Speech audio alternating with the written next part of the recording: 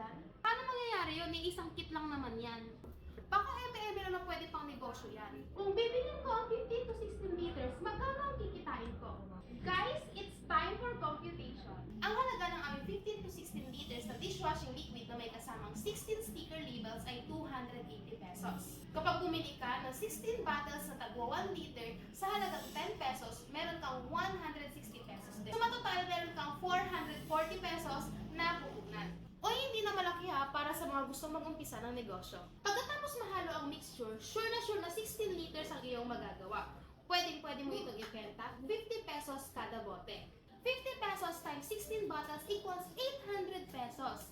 800 pesos na iyong kinita minus 440 na iyong puhunan, meron kang matitirang 360 pesos. Pakakapak ako yung kikitain sa murang puhunan na meron ka. Kaya ako mismo nagsasabi sa iyo, hindi ka namin bibiguin dahil ang aming hangarin ay makapagsimula ka ng iyong negosyo.